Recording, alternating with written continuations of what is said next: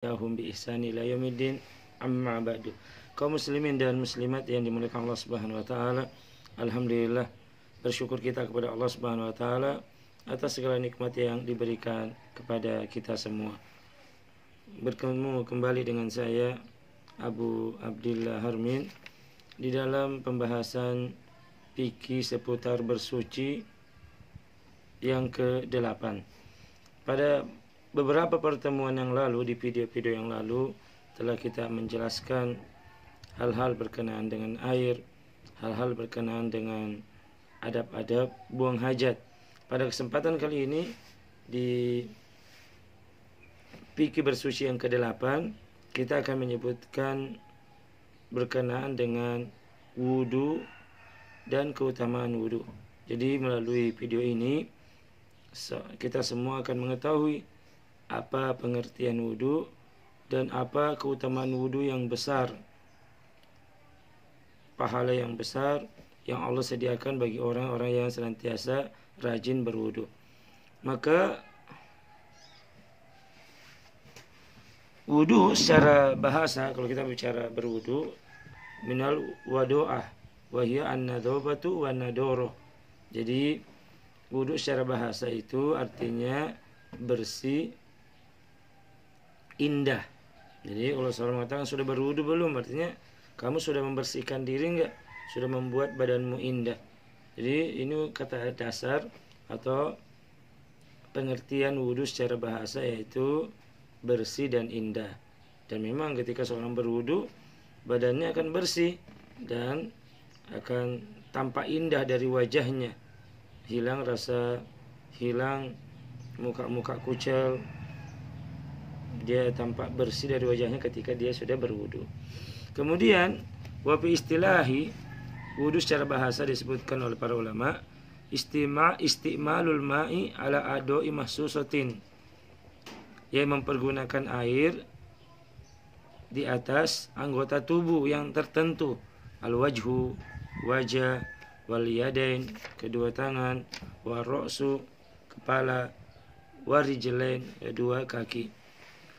Yurfa'u bihi ma yamna'us shalah wa nahwaha, yang mana diangkat dengannya wudu tersebut segala sesuatu yang mencegah dari sholat dan selainnya. Nah, ini yang dimaksud dengan wudu secara bahasa dan wudu secara istilah. Kemudian apa keutamaan wudu? Disebutkan oleh para ulama, wa qad dalla ala masyru'iyatihi alkitabu was sunnatu wal ijma'u. Dan kitab Al-Qur'an dan hadis-hadis Nabi SAW dan ijma' para ulama menyebutkan atas disyariatkannya wudu tersebut. Fa'ammal kitabu faqala subhanahu, adapun dalam Al-Qur'an Allah Subhanahu wa taala berfirman, ya ayyuhalladzina amanu idza kuntum ilas sholati faghsilu wujuhakum wa aydiyakum ilal marafiqi wamsahu biru'usikum wa arjulakum ilal ka'bain. Jadi ini dalil yang pertama tentang disyariatkannya wudu. Dalam Al-Quran surah Al-Maidah ayat 6, wahai orang yang beriman, apabila kalian hendak sholat, faghsilu wujuhakum, maka cucilah wajah kalian, wa aydiyakum ilal marafiqi, tangan sampai siku, kedua tangan sampai siku, wamsahu biru'usikum, basuhlah kepala kalian, wa arjulakum ilal ka'bain, dan basuhlah dan cucilah kaki kalian sampai mata kaki. Wa amma sunnatu, adapun di antara petunjuk Nabi SAW yang mensyaratkan tentang wudu, hadisu Abi Hurairah radhiyallahu an, hadis dari Abu Hurairah radhiyallahu an, qala, beliau berkata, qala Rasulullah sallallahu alaihi wasallam, bahwa Rasul sallallahu alaihi wasallam bersabda, la tuqbalu salatu ahadikum idza ahdasa hatta yatawaddoa. Tidak diterima solatnya salah seorang di antara kalian jika dia berhadas sampai dia berwudu. Maka ini adalah petunjuk.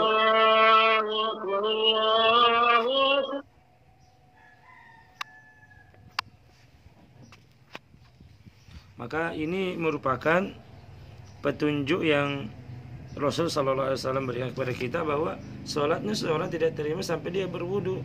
Maka dalam kondisi normal seseorang harus berwudu sebelum dia sholat. Bahkan apabila ada orang sholat di tengah sholatnya dia ingat bahwa dia tidak berwudu, maka dia harus mengulangi sholatnya tersebut. Dia harus menghentikan sholatnya. Setelah sholat baru dia ingat tidak berwudu, dia harus pergi berwudu kemudian mengulangi sholatnya tersebut. Ini tentang arti pentingnya wudu. Kemudian an Ibnu Abbasin qala Rasul sallallahu alaihi wasallam, dari Ibnu Abbas Rasul sallallahu alaihi wasallam bersabda, "Innama umirtu bil wudu'i idza qumtu ila shalah." Semua aku diperintahkan untuk berwudu jika aku hendak melaksanakan salat. Dan dalam hadis an Abi Sa'id, anna Nabi sallallahu alaihi wasallam qala, "Miftahus sholati tuhuru." Yaitu kunci daripada salat adalah bersuci, wa tahrimuhu at-takbir, pengharamannya untuk melakukan sesuatu selain gerakan sholat atau ucapan sholat adalah takbiratul ihram, wa tahliluha at-taslim, sedangkan penghalalannya dibolehkan berkata selain ucapan sholat dan gerakan sholat adalah dengan salam. Maka ini yang kedua tentang disyariatkannya daripada wudu tersebut. Wa amal ijma'u faqad ittafaqal ulama'ul ummatu ala anna as-salata la tujzi illa bi taharati idza wajada as-sabil ilaiha. Dan adapun ijma' kesepakatan para ulama bahwasanya salat tidaklah terlaksana kecuali dengan bersuci apabila dia mendapatkan jalan untuk bersuci. Kemudian ini yang paling penting, yang dengan kita mengetahuinya semakin menambah semangat kita untuk memperbanyak wudu. Yang pertama, min fadailil wudu'i, di antara keutamaan wudu yang pertama, annahu yu'tabaru nisful iman. Ini dianggap setengah iman. Berwudu itu setengah dari keimanan.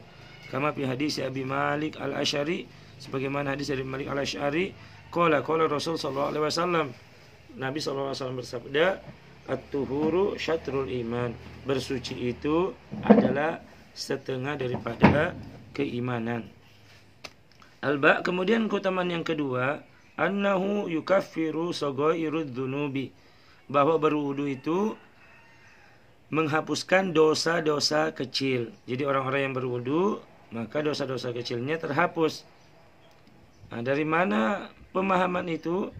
Maka kita dapatkan dari sabda Nabi kita Muhammad sallallahu alaihi wasallam ketika dalam hadis an Abi Hurairah radhiyallahu anhu, dari Abu Hurairah radhiyallahu anhu, anna Rasul sallallahu alaihi wasallam, bahwa sesungguhnya Rasul sallallahu alaihi wasallam qala bersabda, idza tawaddu'a al-abdul muslim aul mu'min, jika seorang hamba muslim atau mukmin berwudu, faghasala wajhahu, kemudian dia mencuci wajahnya, kharaja min wajhihi kullu khati'atin nadhara ilaiha bi ainihi ma'al ma'i au ma'a akhiri qatril ma'i. Apabila dia mencuci mukanya, maka keluarlah. Apabila dia mencuci wajahnya, membasuh wajahnya, maka keluar dari mukanya setiap dosa yang dia lihat dengan kedua matanya bersama tetesan air yang terakhir. Kemudian fa idza ghasala yadayhi kharajat min yadayhi kullu khati'atin kana batastaha yadahu ma'al ma', bahwa disebutkan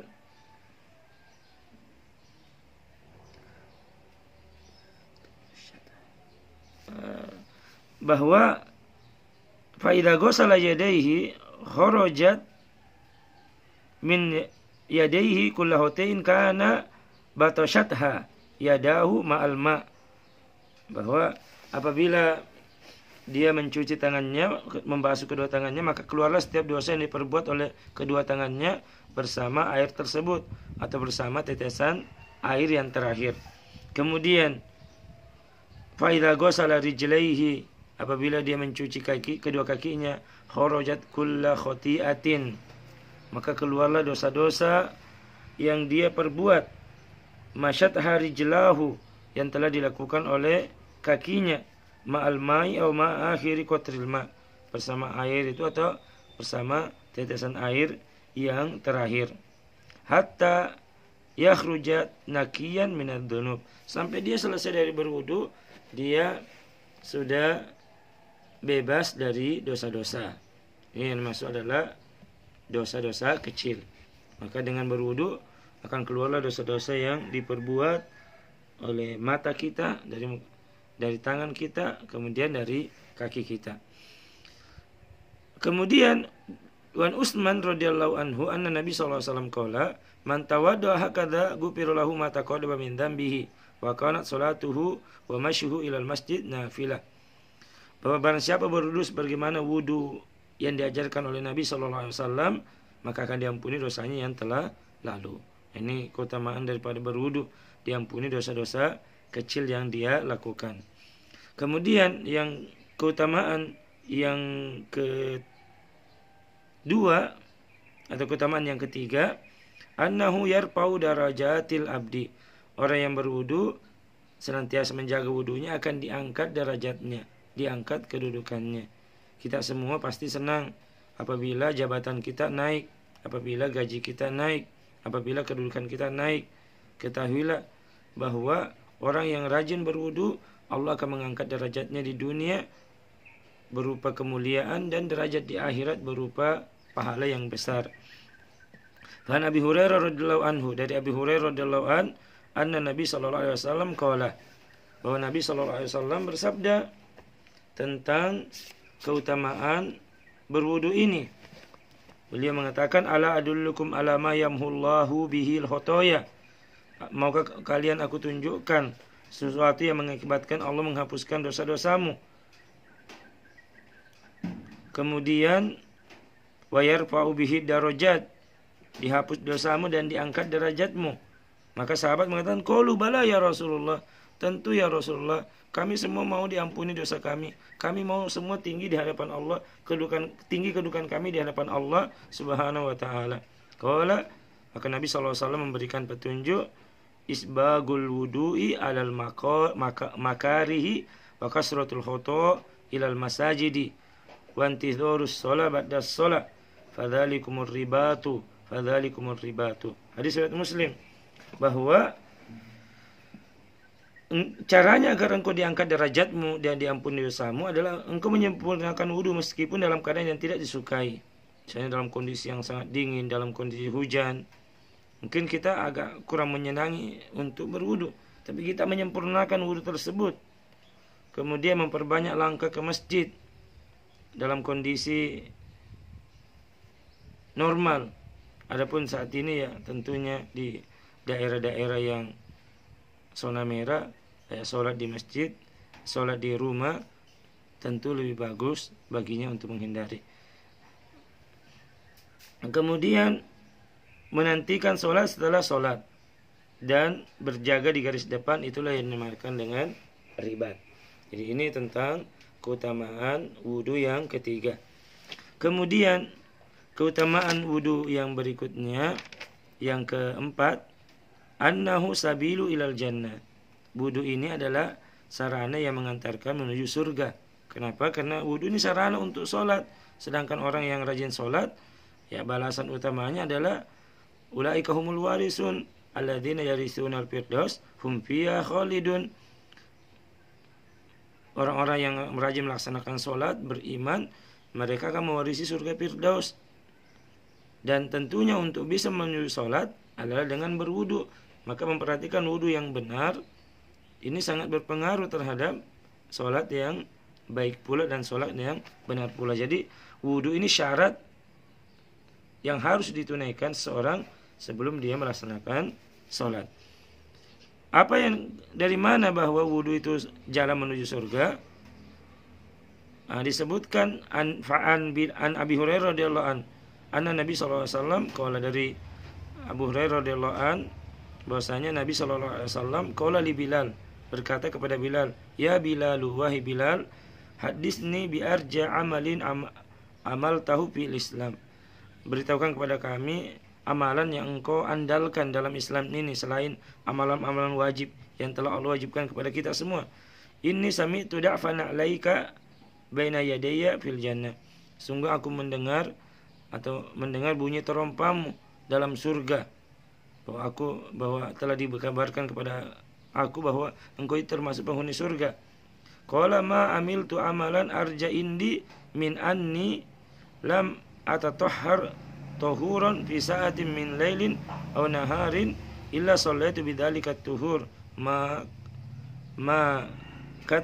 kutiba li an usolliya. Bahwa Bilal mengatakan, sungguhnya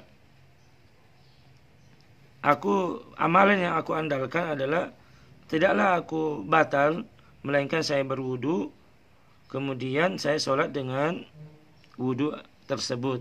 Dia melakukan sholat sunnah wudu. Ini menunjukkan tentang keutamaan wudu. Jadi Bilal bin Rabah radhiyallahu an, orang yang senantiasa dalam kondisi suci. Kenapa? Ketika dia berhadas, hadas kecil atau hadas besar, langsung beliau berwudu. Setelah itu beliau sholat dengan wudunya tersebut. Maka saya juga banyak mendapati ada orang yang mengatakan, ya Ustadz, saya ini alhamdulillah, dia termasuk orang besar di Tarakan, bahwa tidaklah beliau batal melainkan beliau senantiasa berwudu. Dia pergi jalan-jalan, dalam rumahnya batal pergi wudu, sehingga kondisinya senantiasa dalam keadaan suci. Kemudian kaum muslimin yang Allah Subhanahu wa taala, bahwasanya annahu alamatu tamyizi hadil ummah inda urudil khawdi. Nah, ini alamat yang membedakan umat Islam dengan yang lainnya ketika datang ke telaga Rasul sallallahu alaihi wasallam.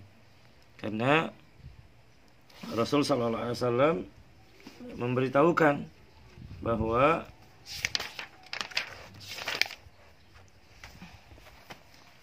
di antara ciri-ciri umatnya nanti adalah bahwasanya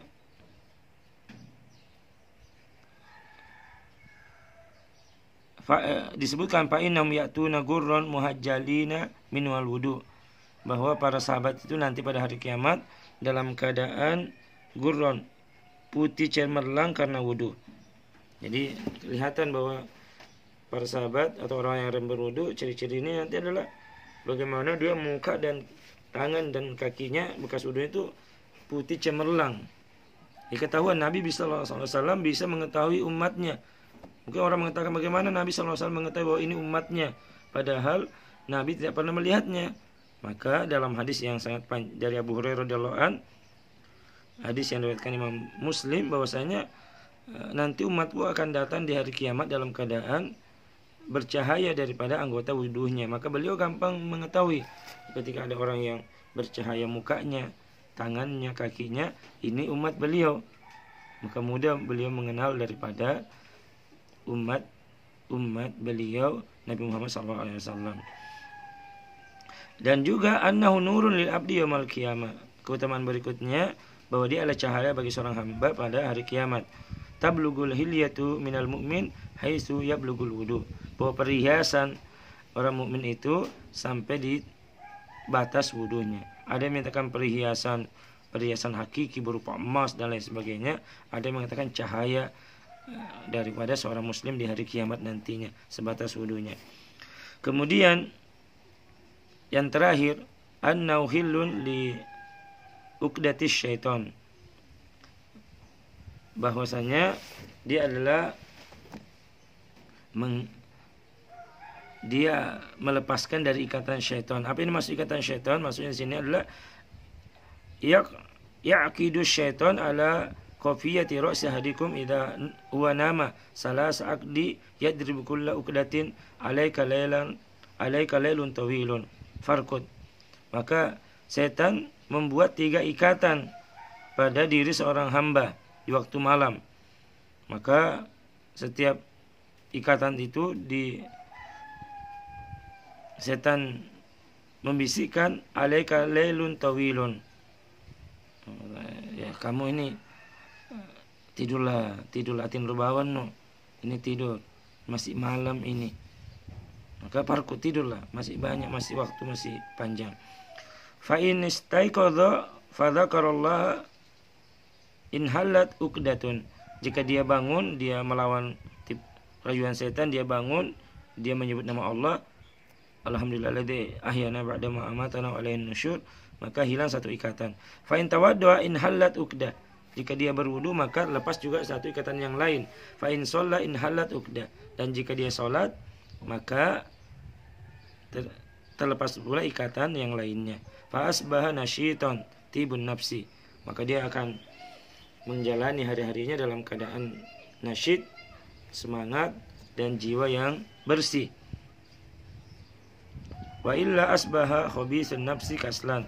Jika dia tidak sholat, tidak menyebut nama Allah, tidak berwudu, tidak sholat, maka dia akan memasuki paginya dalam keadaan jiwa yang kosong, jiwa yang busuk, jiwa yang tidak baik, dan rasa malas.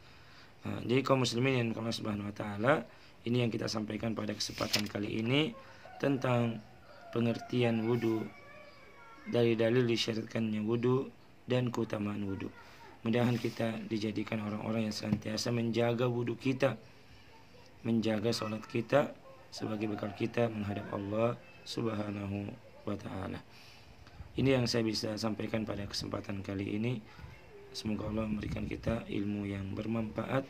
Wassallallahu ala nabiyyina Muhammadin wa ala alihi washabihi ajmain. Subhanakallahumma wa bihamdik, asyhadu an la ilaha illa anta, astaghfiruka wa atubu ilaik. Assalamualaikum warahmatullahi wabarakatuh.